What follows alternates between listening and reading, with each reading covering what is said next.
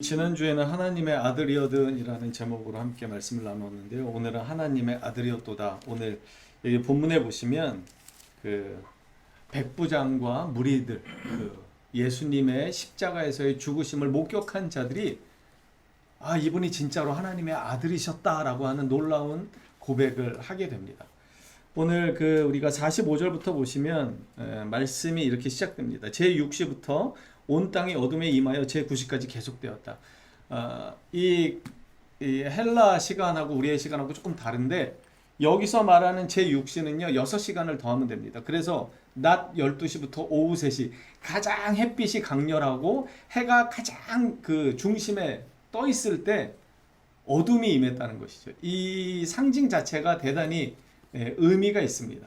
가장 뜨거운 태양이 가장 높은 곳에서 모든 이 피조물들을 향해서 그 태양빛을 비춰야 되는 그 시간에 예수님의 십자가 사건과 연관되어서 어둠이 임했다는 것입니다. 3시간 동안이나 어둠이 임했다는 거예요. 이것은요, 우리 그 출애굽기에 보면 마지막 그 6월절 어린 양이 있기 전에 그 암흑이 임하게 되죠. 암흑이 생각나게 합니다. 하나님께서 그 빛을 가리셔 버리니까 아무것도 볼 수 없는 상태가 되는 것처럼, 빛으로 오신 예수님께서 십자가에 죽으실 때 하나님께서는 이 빛을 이렇게 잠시 차단하심을 통해서 이 예수 그리스도가 참 빛으로 오셨음을 우리에게 또 보여주시기도 하는 것 같습니다. 그래서 이 45절에 보면 온 땅에 어둠이 임했다 이렇게 이야기하는데, 아모스 선지자가 또 이런 예언을 했습니다. 주 여호와의 말씀이니라. 그날에 내가 해를 대낮에 지게 하여 백주의 땅을 캄캄하게 하겠다. 하나님의 이 십자가의 구속은요, 어느 날 갑자기 이루어진 일이 아니라 여러 번 말씀드리지만 이미 성경에 예언된 대로 그 길을 걸어가시는 것입니다. 무리들은, 타락한 인간들은 자기들의 힘으로 자기들의 힘이나 자기들의 음모, 자기들의 권력에 의해서 예수님을 십자가에 못 박았다고 착각하지만, 그 이면에는 하나님의 이 놀라운 사랑, 이 죄인들을 구원하시려고 하는 이 아버지의 놀라운 사랑이 여기에 담겨 있다는 것입니다. 46절에 보십시오. 이렇게 예수님께서 얼마나 안타까우셨는지 이렇게 고백합니다. 엘리엘리 라마 사박다니 하시니, 이 뜻이 곧 나의 하나님 어찌하여 나를 버리시나이까? 왜 나를 버리십니까? 그런데 여러분, 이 고백은요, 잘 생각해 보면 하나님이 아들이신 독생자 예수 그리스도를 버리실 수밖에 없는 상황이라는 것을 우리는 인지할 필요가 있습니다. 그게 무엇입니까? 이 같은 절규에는요, 세상에 대한 하나님의 증오가 담겨 있습니다. 하나님을 하나님으로 인정하지 않고 우상 숭배에 빠져서 하나님의 그 길을 떠나버렸던 타락한 인간들에 대한 하나님의 진노하심이 여기 담겨 있는 거예요. 그래서 독생하신 그리스도를 버리실 수밖에 없는 지경에 이르게 된 거죠. 이 방법이 아니고서는 타락한 죄인들, 그 관역에서 벗어난 그들을 주님께로 돌이킬 방법이 이것밖에 없었기 때문에 예수님을 버리시는 방법을 선택하는 것입니다. 그래서 나의 하나님 어찌하여 나를 버리시나이까 라고 하는 이 예수님의 고백에는 세상을 향한, 타락한 인간들을 향한 하나님의 진노하심이 있다는 것을 우리는 기억할 필요가 있습니다.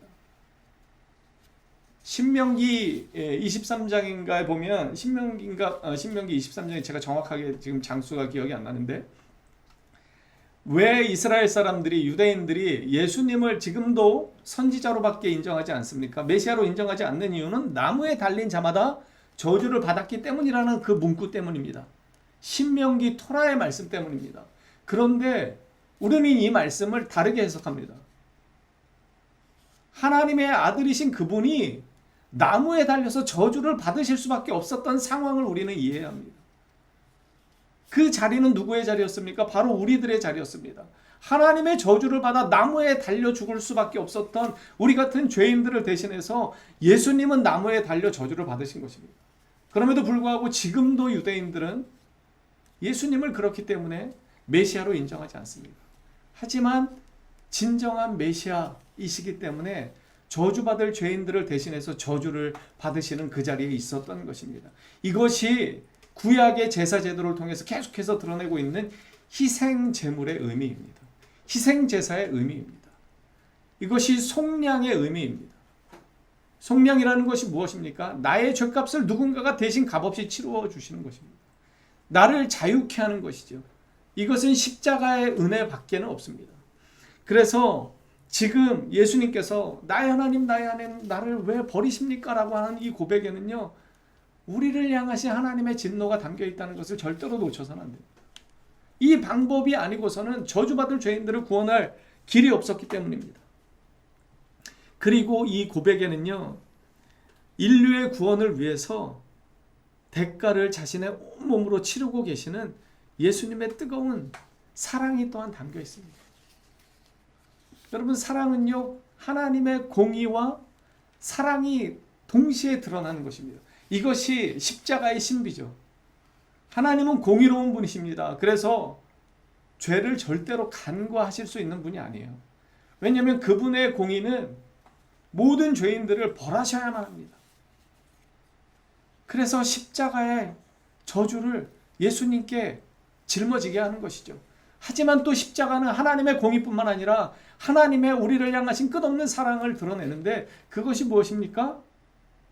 예수님은 십자가에 저주받으시지만, 예수님은 십자가에 달리시지만, 그 십자가의 달리심을 믿음으로 고백하는 우리 같은 저주받아 마땅한 죄인들에게는요, 그 십자가의 은혜를 통해서 하나님의 우리를 의롭다 칭하십니다. 이것이 십자가의 공의와 십자가의 사랑입니다. 우리는 십자가를 볼 때마다 주님의 사랑을 떠올리기도 해야 되지만 하나님의 공의도 반드시 떠올려야 합니다. 이것이 십자가의 신비입니다. 그래서 이 예수님의 고백에는요, 하나님의 진노도 담겨 있지만 우리를 향하신 하나님의 사랑도 깊이 담겨 있다는 것입니다. 여기서 나를 버리셨나이까? 예수님이 버리심을 당하는 그 뭔가 피해자적인 측면만 있는 것 같지만, 사실은요, 예수님은 요한복음 10장에서 이미 이렇게 말씀하셨습니다. 내가 내 목숨을 버리는 것은 내가 그것을 다시 얻기 위함이니 이로 말미암아 아버지께서 나를 사랑하시느니라. 이를 내게서 빼앗는 자가 있는 것이 아니라 내가 스스로 버리노라. 나는 버릴 권세도 있고 다시 얻을 권세도 있으니 이 계명은 내 아버지에게서 받았노라. 하나님 아버지의 명령에 따라서 예수님이 자발적으로 버리심을 당하신다는 것입니다. 예수님이 하나님 왜 나를 버리십니까? 라고 고백하는 것 같지만 예수님의 자발적인 이 십자가를 향하신 발걸음이 여기 묻어 있다는 거예요. 그래서 마태복음 20장 28절에서 뭐라고 그랬습니까? 내가 온 이유에 대해서, 마가복음 15장에서도 마가복음 10장 45절에서도 마찬가지죠. 내가 온 이유에 대해서, 예수님께서 자신이 오신 이유에 대해서 뭐라고 말씀하셨습니까? 나는 섬김을 받으려 온 것이 아니라 오히려 섬기려 하고 나의 목숨을 많은 사람의 대속물로 주려 합니다. 이렇게 말씀하셨습니다. 그 길을 걸어가시는 것입니다. 어거스틴은요, 이 예수님의 죽으심, 영혼이 떠나가셨다는 표현과 나를 버리셨나이까라고 하는 이 표현을 어떻게 설명했냐면요, 예수 그분은 당신이 원하셨기 때문에 원하시던 때에 원하시는 대로 떠나가셨다, 이렇게 어거스틴은 표현했습니다. 이게 누군가에 의해서 죽임을 당하신 것 같지만 사실은 그 안에 예수님의 자발적인 우리를 향하신 사랑이 깊이 담겨 있다는 것입니다. 마치 그것을 원해서 가신 것처럼 그렇게 가셨다는 것이죠. 여러분, 이것이 십자가의 은혜입니다. 예수님이 억지로 당하신 것이 아니라 우리를 살리시기 위해서 그 모진 저주와 침뱉음과 조롱의 길을 기꺼이 가신 거예요. 자, 그러니까 어떤 일이 생깁니까? 여기 계속 또 조롱합니다. 예수님의 이 외침에 사람들이 엘리야를 부르는 줄 압니다.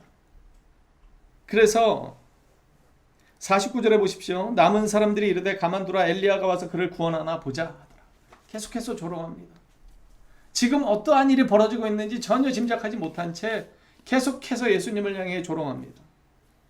그리고 예수께서 다시 크게 소리 지르시고 영원히 떠나가십니다. 이 예수님께서 영원히 떠나가셨다라는 표현 다음에 이어지는 본문이 바로 51절이죠. 우리 함께 읽겠습니다. 시작. 이에 성소 휘장이 위로부터 아래까지 찢어져 둘이 되고 땅이 진동하여 바위가 터지고. 네. 성소를 보면요, 성소를 들어가는 휘장이 있어요. 그런데 성소에 들어가면 또 그 안에 하나님의 언약궤가 있는 지성소가 있습니다. 그 지성소를 가로막고 있는 휘장이 있어요. 여러분, 이 휘장이 찢어질 만큼 얇은 것일까요? 찢어질 만큼 아주 그냥 대충 만든 천일까요? 네, 맞습니다. 대단히 두껍고 좋은 여러 겹의 천을 덧대고 덧대서 만든 것이 바로 이 성소의 휘장입니다. 여러분, 하나님의 임재를 상징하는 이 언약궤가 있는 지성소를 딱 가리고 있는 이 휘장을 어떻게 대충 만들 수 있겠습니까? 그런데 이 휘장이 위에서부터 아래로 찢어지는 거예요. 여러분, 여러 번 설명을 들으셨을 거예요. 이 휘장이 어떤 것을 의미하는지. 이 성소의 휘장은요, 하나님의 임재의 처소를 상징하는 지성소와 타락한 인간의 불완전한 관계를 분명하게 드러내는 것입니다. 여기 누가 들어가요? 1년에 한 번 누가 들어갑니까? 예, 대제사장이 들어갑니다. 제사장 중에서도 대장, 제사장이 들어갑니다. 1년에 딱 한 번 대속죄일에 인간을 대신해서 들어가는 거예요. 그래서 그가 인간의 죄를 대신해서 주님께, 하나님께 제사를 드리지만 그 제사는 어떤 제사입니까? 우리의 죄가 완전히 속량되는 게 아니라 그냥 잠시 덮어두는 거예요. 네, 임시방편입니다. 그런데 이 성소의 휘장이 찢어진 거예요. 막혔던 담이 열렸다라고 히브리서 기자는 이야기합니다. 히브리서 10장 우리 한번 좀 찾아볼까요?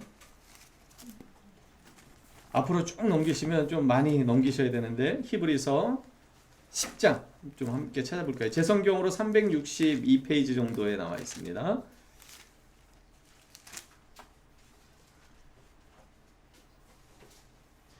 (10장 19절) 찾으셨나요? 네, 우리 히브리서 10장 19절 20절 제 성경으로 363페이지 정도에 나와 있는데 함께 좀 읽어보겠습니다. 시작. 그러므로 형제들아, 우리가 예수의 피를 힘입어 성소에 들어갈 담력을 얻었나니 그 길은 우리를 위하여 휘장 가운데로 열어놓으신 새로운 살 길이요. 휘장은 곧 그의 육체니라. 아멘. 휘장은 뭐라고 그랬습니까? 그의 육체다. 이렇게. 휘장이 예수님의 육체라는 거예요. 예수님이 그 몸을 찢으셔서 우리의 죄를, 우리의 모든 원죄를 속량하셨기 때문에 예수님의 죽음이, 예수님의 그 찢기심이 결국은 하나님과 타락한 인간의 관계의 단절을 이제는 열어버리셨다는 것입니다. 그래서 여기서 이렇게 이야기합니다. 휘장은 곧 그의 육체니라. 휘장이 찢어진 이유, 하나님과의 관계가 회복된 이유는 예수의 죽으심 때문이다. 히브리서 기자는 우리에게 이것을 설명하고 있는 것입니다. 자, 히브리서 4장 16절 한번 좀 찾아볼게요. 같은 장이니까, 같은 성경이니까 히브리서 4장 16절 함께 읽겠습니다. 시작. 그러므로 우리는 긍휼하심을 받고 때를 따라 돕는 은혜를 얻기 위하여 은혜의 보좌 앞에 담대히 나아갈 것이니라. 예수의 죽으심이 성소의 휘장을 찢었습니다. 하나님과 우리의 단절된 그 모든 막힌 담이 이제 예수의 십자가의 죽으심을 통해서 완전히 헐어 버려진 것입니다. 그래서 이 예수를 나의 구세주로 믿는 모든 믿음의 사람들은요, 이제 은혜의 보좌 앞에, 하나님 아버지 앞에 나아갈 수 있는 거예요. 우리가 지금 여기 어떻게 나오게 되었습니까? 우리가 어떻게 감히 하나님 아버지를 찬양할 수 있습니까? 예수 그리스도의 죽으심 때문입니다. 예수 그리스도의 찢기심 때문에 우리는 이 살 길을 얻게 된 것입니다. 이제 이스라엘 유대인들에게만 구원이 있는 것이 아니라 예수 그리스도의 구속의 은혜, 십자가의 은혜를 믿는 모든 자들에게 열려진 것입니다. 이것이 오늘 본문이 우리에게 이야기하는 것입니다. 휘장이 찢어졌다는 것, 위에서부터 아래로 찢겨졌다는 것, 그리고 그 휘장은 그의 육체라고 하는 이 놀라운 진리를 여러분 마음에 새기시기를 축복합니다. 그래서 십자가를 보실 때마다 단절되었던 하나님과 나의 관계가 어떻게 회복이 되었는지, 그 안에 그리스도의 보혈의 은혜가 얼마나 놀라운 것인지 발견하고 묵상하시고 찬양하시는 여러분이 되시기를 축복합니다. 자, 그러면서 52절에 뭐라고 이야기합니까? 본문으로 다시 돌아가면, 우리 마태복음으로 다시 돌아가면 52절에 이렇게 기록합니다. 무덤들이 열리며 자던 성도의 몸이 많이 일어나되 예수의 부활 후에 그들이 무덤에서 나와서 거룩한 성에 들어가 많은 사람에게 보이니라. 여러분, 사복음서 중에 마태복음에만 예수님의 죽으심과 관련돼서 이 부활 이후의 이 사건이 기록되어 있어요. 마태는 이 예수님의 죽으심이 그냥 죽으심이 아니라는 것을 막 설명하고 싶었던 것 같아요. 그래서 부활 후에 어떠한 일이 일어나는지를 이렇게 막 설명하는 거예요. 지금 죽으신 그분의 기록 앞에 그냥 그분이 죽으셨고, 그래서 그 백부장과 무리들이 이 놀라운 사건, 한낮에 어둠이 임하고 바위가 터지는, 그러니까 지진이 일어나는 것 같은 이 진동을 느끼면서 그들이 이분이 진짜 하나님의 아들이셨구나 라고 고백할 수밖에 없는 그 상황이 되었을 때, 마태는 이 예수님이 하나님의 아들이실 뿐만 아니라 이 아들은 결국 죽음을 이기시고 부활하셔서 그때는 심판의 주님으로 다시 우리에게 오신다는 것. 그래서 성도들에게는, 믿는 자들에게는 죽음이 끝이 아니라 이 부활의 주님을 붙잡는 순간 우리에게 영원한 생명이 주어진다는 것을 마태는 이야기하고 싶었던 것입니다. 고린도전서 우리 15장 한 번만 찾아볼게요. 우리 고린도전서 15장, 아주 유명한 장이죠. 제 성경으로 281페이지, 2페이지 정도에 나와 있습니다. 신약 281페이지, 2페이지.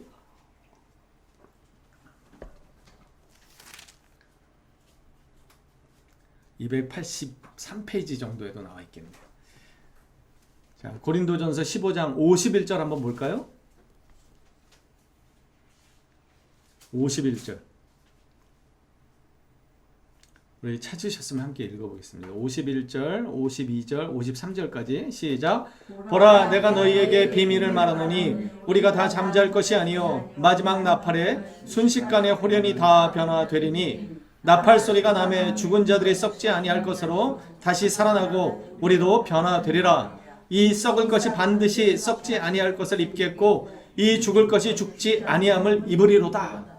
우리가 썩을 것인데 썩지 않게 된다는 거예요. 누구 때문에? 예수 그리스도의 부활의 은혜와 능력 때문에 우리가 그렇게 된다는 것입니다. 그러면서 54절에 이렇게 이어지죠. 이 썩을 것이 썩지 아니함을 입고 이 죽을 것이 죽지 아니함을 입을 때에는 사망을 삼키고 이기리라고 기록된 말씀이 이루어지는 것이리라. 반드시 이루어진다는 거예요. 부활의 주님의 그 능력을 우리가 힘있게 될 그날이 있다는 것이죠. 그리고 이것은 성경에 계속해서 예언된 이야기고 성취될 이야기라는 것입니다. 그러면서 사망아 너의 승리가 어디 있느냐? 사망아 네가 쏘는 것이 어디 있느냐? 사망이 쏘는 것, 사망이 강력했던 이유는요, 우리에게 죄가 있었기 때문이라는 거예요. 왜요? 로마서 6장 23절에 뭐라고 이야기합니까? 죄의 삭슨, 죄의 대가는, 죄의 보상은, 죄의 결과는 사망이라 이렇게 표현하고 있습니다. 죄의 결과는 사망이에요. 그래서 이 사망이 어떻게 우리에게 역사합니까? 우리의 죄를 붙잡고 사망이 역사하는 거예요. 그런데 어떻게 된다는 거예요? 56절의 말씀 함께 읽겠습니다. 시작. 사망이 쏘는 것은 죄요 죄의 권능은 율법이라. 57절 함께 읽겠습니다. 시작. 우리 주 예수 그리스도로 말미암아 우리에게 승리를 주시는 하나님께 감사하노니. 왜 감사하는 거예요? 그리스도를 믿으면 그리스도가 이 사망을 이기셨기 때문이에요. 사망을 어떻게 이기셨어요? 그분은 죄가 없음에도 죄인처럼 죽으신 거예요. 그래서 우리의 죄가 그분께로 전가돼서 우리는 죄 없는 사람이 된 거예요. 이게 칭의입니다. 그리고 이 칭의, 죄가 없어졌다는 것은 곧 무엇을 설명하는 거예요? 사망이 공격하는 것은 죄인데 사망이 우리를 더 이상 공격할 수가 없어요. 왜요? 우리가 죄가 없기 때문이에요. 여러분, 이것이 영생의 비결입니다. 우리가 죄인이 아니라는 것, 더 이상 그리스도의 십자가에서 구속을 받았다는 게 뭐예요? 우리의 죄가 사라진 거예요. 그래서 사망이 이 죄를 따라서 우리를 공격하고 그 사망이 어떻게 역사합니까? 우리의 죄를 붙잡는 거예요. 너 죄인이니까 너는 이 죄의 대가로, 죄의 결과로 너는 죽어야만 한다라는 것이죠. 그런데 우리가 어떻게 된 거예요? 예수 그리스도의 구속의 은혜로 죄가 없어진 거예요. 그래서 사망이 우리를 어쩌지 못하는 것입니다. 그래서 57절에 바울이 이렇게 고백하는 거예요. 우리 주 예수 그리스도로 말미암아, 예수 그리스도 때문에 우리에게 승리를 주시는 하나님께 감사합니다. 그러면서 58절에 이렇게 이야기합니다. 그러므로, 그렇기 때문에 우리에게 무엇이 주어졌다는 거예요? 영원한 생명이 주어졌으니까, 확실한 보상이 주어졌으니까, 그러니까 내 사랑하는 형제들아, 견실하며, 그러니까 충성되게 신실하게 믿음의 길을 걸어가라는 것이죠. 흔들리지 말고 항상 주의 일에 더욱 힘쓰는 자들이 되라. 뒷부분 읽어볼까요? 시작. 이는 너희 수고가 주 안에서 헛되지 않은 줄 알미라. 여러분, 믿음 안에서 하시는 모든 그 헌신이요, 희생이 헛되지 않다는 것을 기억하십시오. 그리스도 안에서 우리에게 승리를 주시는 하나님이 살아계시다는 것입니다. 오늘 제목을 다시 한번 떠올리십시오. 이 모든 것이 왜 가능했습니까? 누군가가 우리의 죄를 대신해서 죽어준다고 해서 우리의 죄가 사라집니까? 절대 그렇지 않습니다. 우리를 위해 죽으신 분이 하나님의 아들이었기 때문이었습니다. 이분이 죄가 없으신 하나님의 아들이었기 때문에 이분이 죽으실 때 우리의 저주가, 우리의 죄가 속량되는 것입니다. 이분이 하나님의 아들이셨기 때문에 그분이 죽으실 때 낯이 사라지고 바위가 터지고 부활의 능력이 우리 가운데 있게 되는 것입니다. 십자가에 달리신 이분이 하나님의 아들이셨기 때문에 그 성소의 휘장이, 우리와 하나님의 관계를 완전히 가로막았던 그 휘장이 위에서부터 아래로 찢겨지는 놀라운 기적이 일어나는 것입니다. 여러분, 하나님의 아들의 이 죽으심을 마음에 날마다 새기십시오. 예수님의 하나님의 아들이셨기 때문에, 그럼에도 불구하고 우리를 위해서 죽으셨기 때문에 우리는 이제 사망이 우리를 공격하지 못합니다. 그래서 사망에서 우리는 자유롭게 된 것입니다. 저는요, 전에도 한번 말씀드렸던 적이 있는데, 저는 어릴 적에 초등학교 한 3학년 때인 것 같습니다. 어디를 갔다가 좀 집에서 먼 곳에서 이렇게 터벅터벅 집을 향해 혼자 걸어가는데, 제가 그때 그 조선 역사 책을 한참 이렇게 볼 때였던 것 같아요. 뭐 성산문도 나오고 신숙주도 나오고 뭐 세조도 나오고. 근데 그 사람들이 500여 년 전에 살았던 사람들이잖아요. 근데 그 사람들이 지금 어디로 갔을까? 그런 생각이 들었어요. 그 사람들은 어디 있을까? 그러면서 내가 죽으면 어떻게 될까? 세상은 존재하는데 나라는 존재가 여기서 완전히 사라진다고 딱 생각이 드니까 너무 막막한 거예요. 내 존재가 없어지는데 이 세상은 계속 존재하는 거죠. 나는 없어요. 저는 어릴 때 이 느낌을 한번 받았는데 그 뒤로 이게 해결이 되지 않았습니다. 어른이 되어서도 해결이 되지 않았어요. 이 막막함, 이 죽음에 대한 막막함, 죽는다는 게 두렵다기보다 내 존재가 사라지는 것에 대한 이 막막함이 문득문득 저를 이렇게 짓눌렀어요. 그런데 언제 해결받았는가? 예수님을 만났을 때입니다. 예수 안에서 내가 영원한 생명을 얻었다는 것이 확신이 되고 나니까요, 그 죽음이 두렵지 않았습니다. 여러분, 하나님의 아들의 죽으심은 우리에게 이 놀라운 결과를 가져다 준 것입니다. 예수 그리스도가 하나님의 아들이심을 믿으십니까? 그 십자가의 구속을 믿으십니까? 우리에게 영원한 생명이 주어졌습니다. 사망이 우리를 어쩌지 못합니다. 우리가 이 땅 가운데서 육신의 연약함으로 인해서 죽을 수 있지만 히브리서 9장 27절은 우리에게 뭐라고 말합니까? 한 번 죽는 것은 사람에게 정하신 것이지만 그 후에는 하나님의 심판이 있다고 이야기합니다. 그런데 우리는 그 하나님의 심판에서 어떻게 됐습니까? 자유롭게 되었습니다. 여러분이 하나님의 은혜를, 십자가의 은혜를, 예수 그리스도의 은혜를 날마다 고백하는 우리가 되기를 소망합니다.